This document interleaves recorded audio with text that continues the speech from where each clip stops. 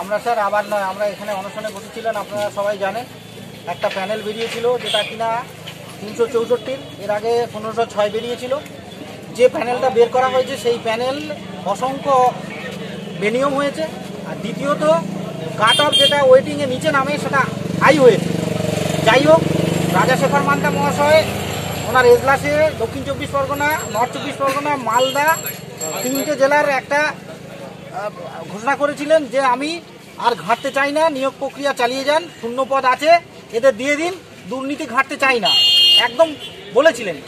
তারপরে সেই দিনই স্টে পড়ে যায় সরকার সুপ্রিম কোর্টে।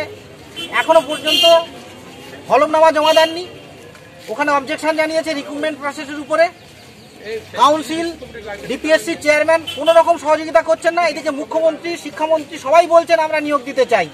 মামলা আমরা করিনি, মামলা যারা করেছে সরকারের এগেনস্টে মিথ্যে একটা মামলা, যে মামলা আমরা 2010-11-2022-এ হারিয়েছিলাম, সেই মামলায় নিয়োগ প্রক্রিয়া শুরু হলো। তারপরে মাঝখানে নিয়োগ প্রক্রিয়া দেওয়া হলো দীর্ঘ অনশনের পরে। মাননীয় কুণাল ঘোষ মহাশয় এখানে এসে নিয়োগ প্রক্রিয়া একটা 2009-এ কতগুলো নিয়োগ দিয়েছে, এখন কতগুলো বাকি আছে আপনি কি পাননি? 1834 জনের শূন্যপদ ছিল।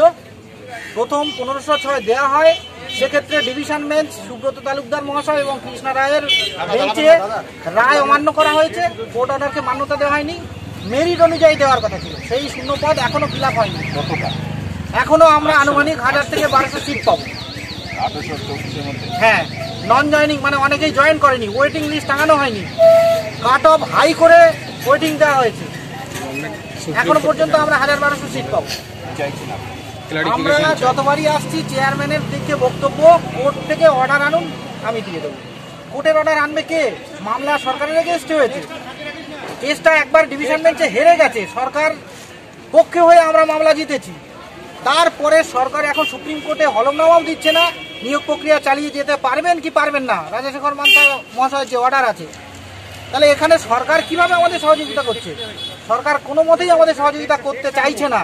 মুখ্যমন্ত্রী, শিক্ষামন্ত্রী বলছেন নিয়োগ দিতে চাই, চেয়ারম্যান এখানে আটকে রেখেছেন, উনি কাউন্সিলরকেও রিপোর্ট দিচ্ছেন না বা ডিপিএসসির তরফ থেকে হলফনামা জমা দিচ্ছেন না। এখানে কোর্টে উকিলই উপস্থিত হন না। দেবাশিস বিশ্বাস, 2009, সাউথ 24 পরগনা।